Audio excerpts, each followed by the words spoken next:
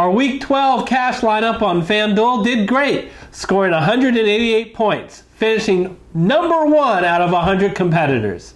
We'll talk about it and get you ready for Week 13 with our cash and GPP lineups. First look, all coming up next.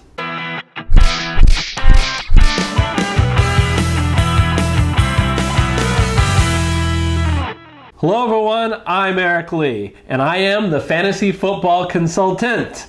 Many of you guys have been wondering, where's Gary? And what's going on with him? Because I know you guys miss him. Here's an update. About 3 weeks ago, Gary's wife suffered a very serious stroke, and she's been in the hospital the entire time since then. And Gary, as you can imagine, has made it his number 1 priority to be by her bedside as she recuperates. So the honest truth is we don't know when or even if Gary will return this season, but he has assured me that he is very excited about returning, and as soon as he's able to, he will be returning. And until that time, we have had to make a few changes to our weekly program because the work, which is falling all on my shoulders, has been very time consuming. Okay, so we usually film 3 shows, DraftKings, FanDuel, and Survivor. Starting next week, we're only going to film 2 shows, DraftKings and FanDuel, which is our 2 most popular shows. However, in fairness to the folks who rely on us on Survivor, we will have a small segment on Survivor in the beginning of our FanDuel shows, just as an advisory to you in the future. So, with that, without any further ado, let's go into our studio and look at Week 13 for FanDuel. All right, everyone, before I get to the cash lineup for Week 13, I just wanted to take a quick look at Week 12. I set our 50-50 contest out of 100 competitors. We finished first, but that's actually not what's noteworthy about how we did. It's who we tied with.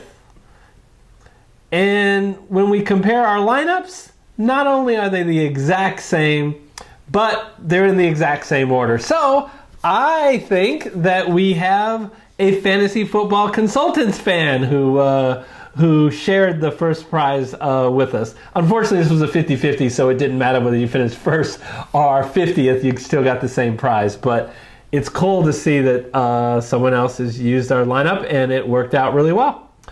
Alrighty, so let's get on to Week 13. Okay, what we're going to do is we're going to start with our cash lineup. Please keep in mind that we're actually filming this Sunday night, so we don't even know the result of the Monday night game. So do not just take this lineup and plug it in and say, well, this is my cash lineup.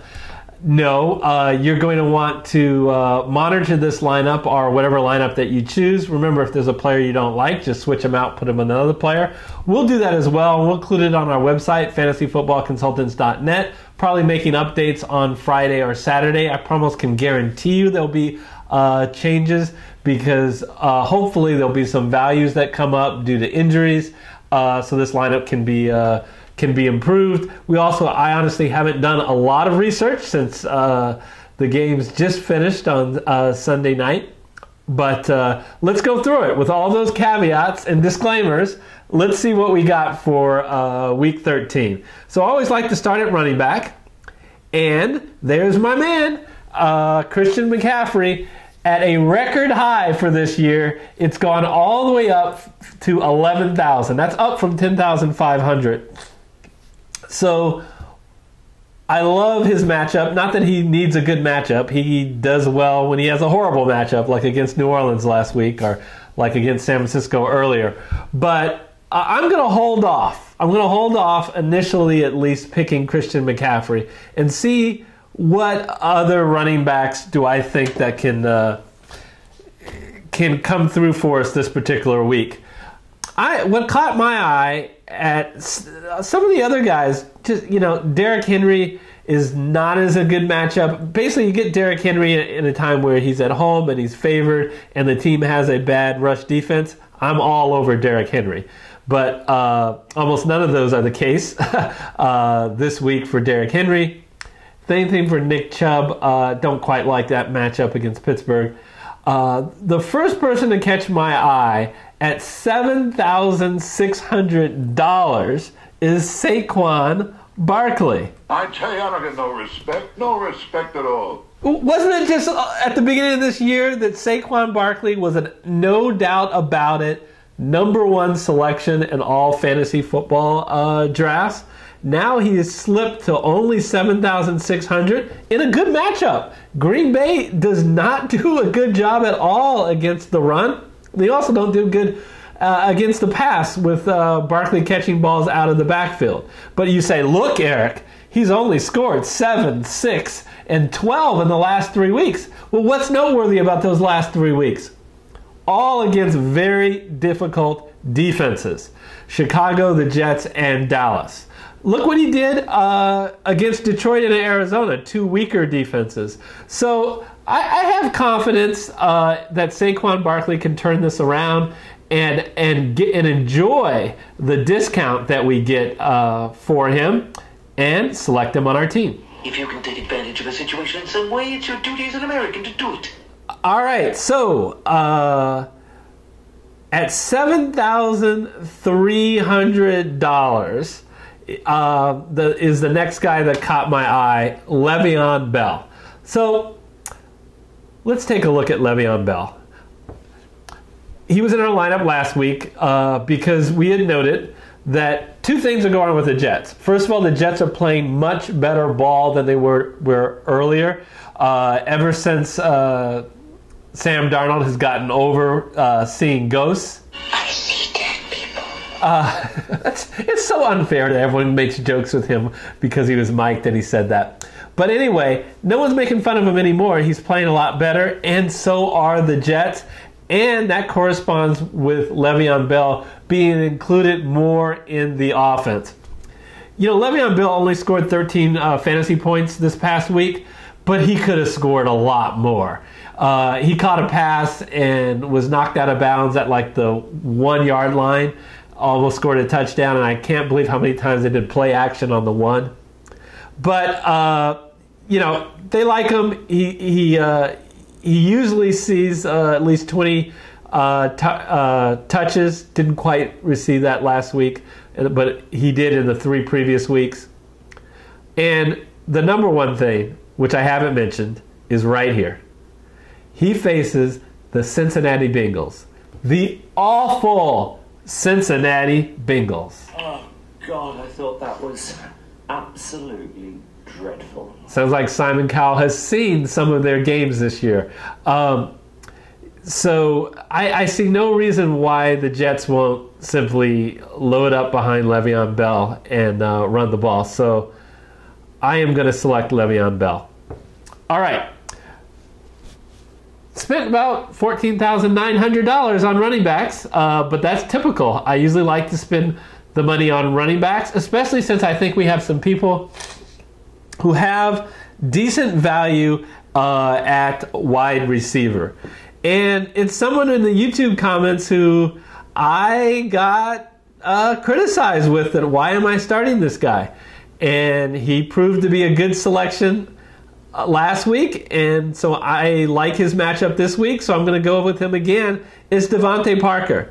So in the last 6 games, Devante Parker has averaged more than 9 targets a game. And look at the defenses he's had to go up against. Really tough defenses. He absolutely has a connection with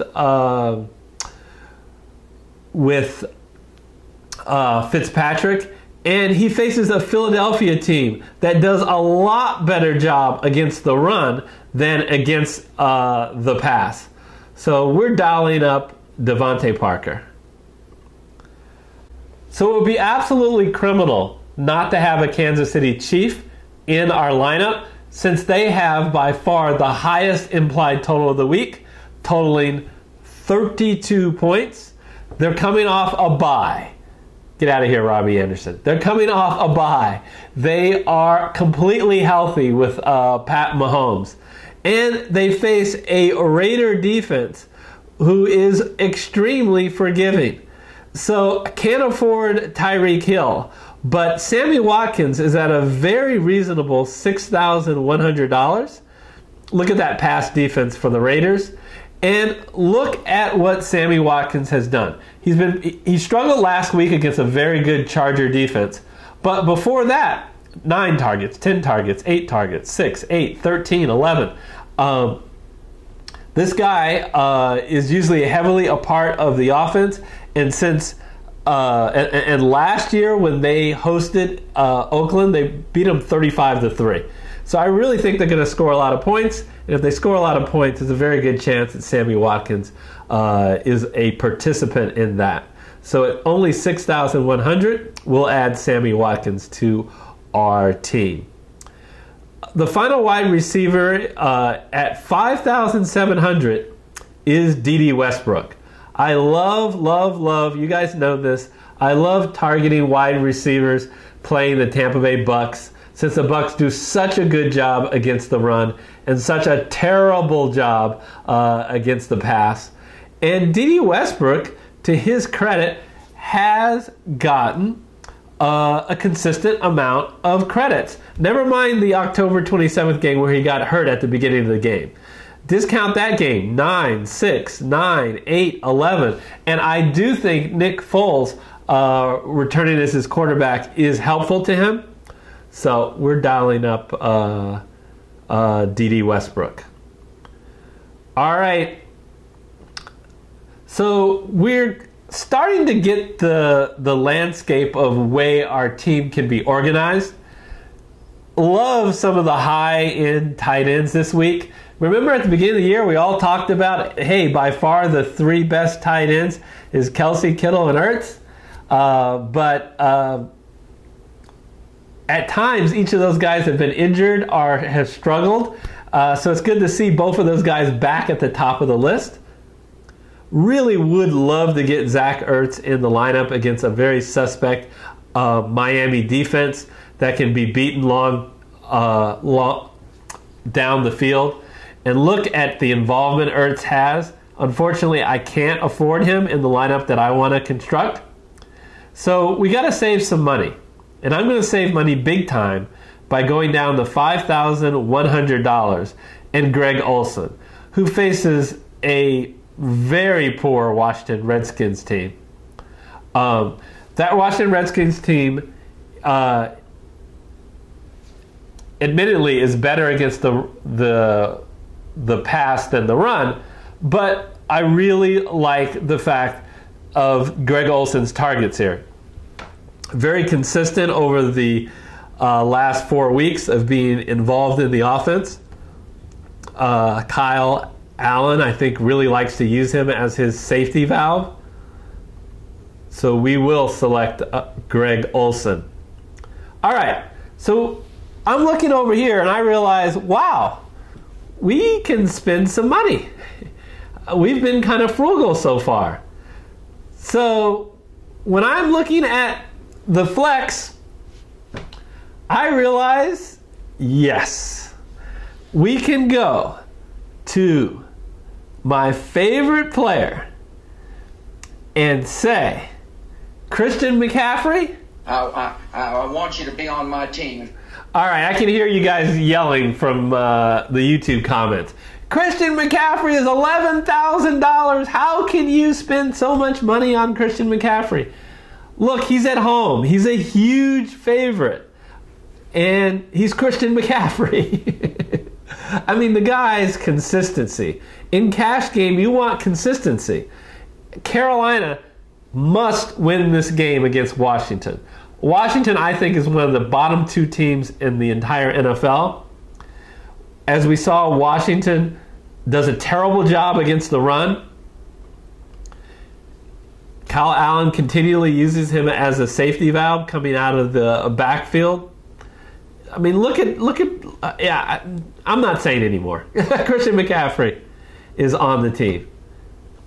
All right, let's take a look at quarterbacks. At quarterback, before I picked Christian McCaffrey, I was seriously thinking about getting Patrick Mahomes in. I think people forget how good Patrick Mahomes is because Lamar Jackson has been so great.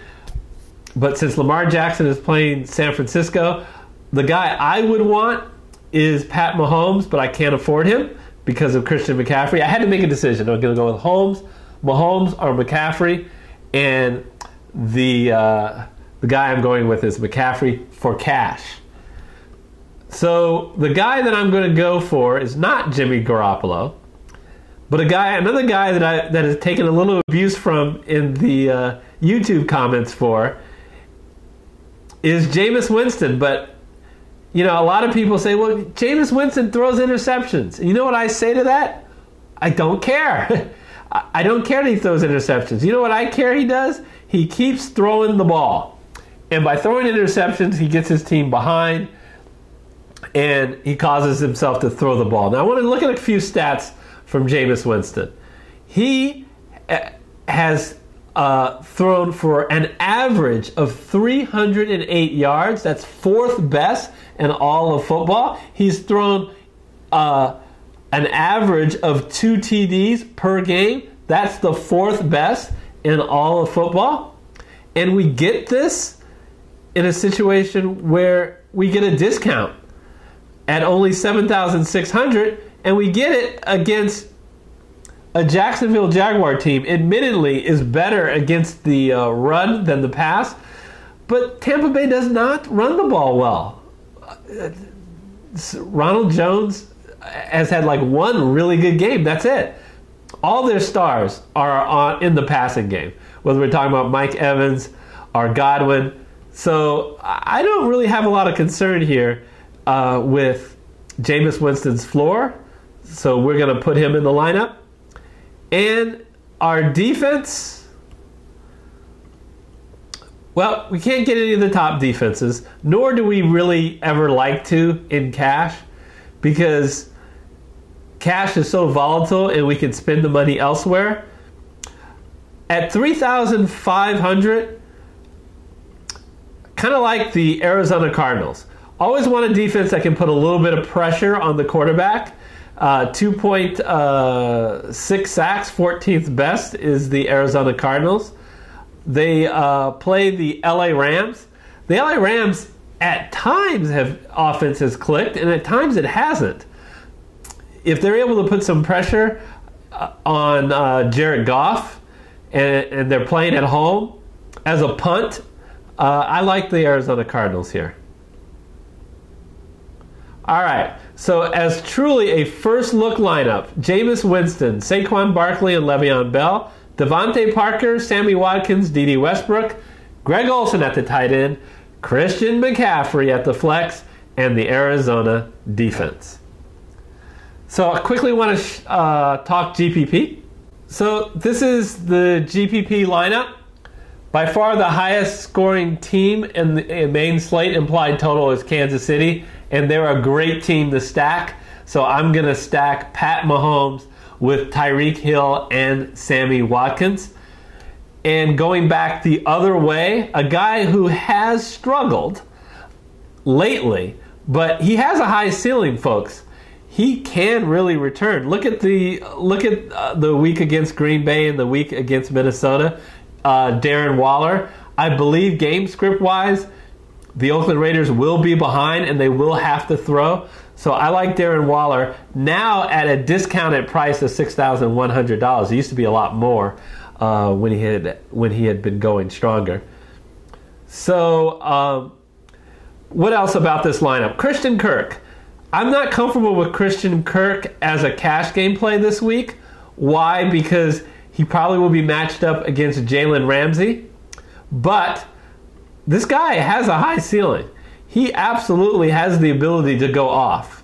So there is a chance he'll get the best of Jalen Ramsey. So even though Kirk has a low floor, I do see playing at home against the Rams, I do see he has a high ceiling.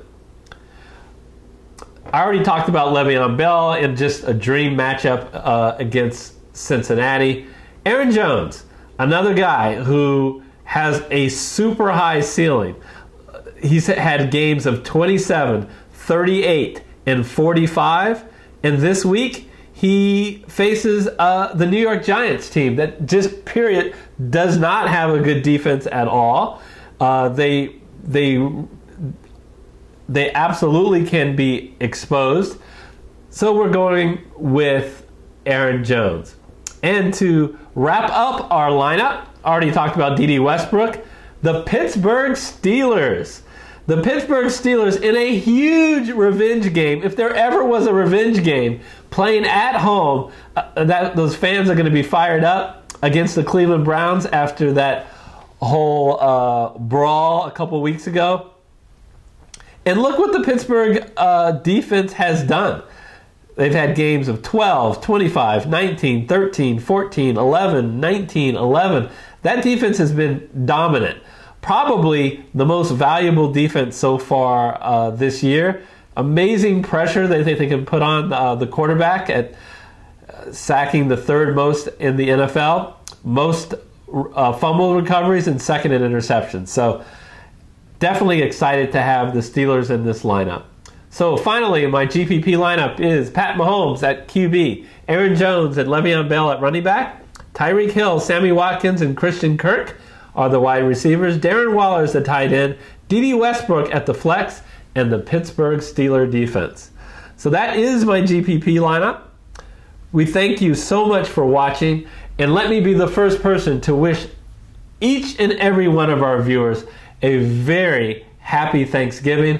We really hope you take time out, not to stress about football, but to enjoy your family and friends over this holiday season. And among the many blessings that I'd like to be thankful for, besides my co-host, Gary Kurtzman, and his lovely wife, is to be thankful to our viewers. We really appreciate 95% of the communication that we get is positive and it's supportive, and it means the world to us. We haven't monetized yet, so the reason we're doing this is really to build our network and our channel, our audience, and you guys have been outstanding. So we thank you very much. And until we see you when we preview Week 14, we'll see you next week.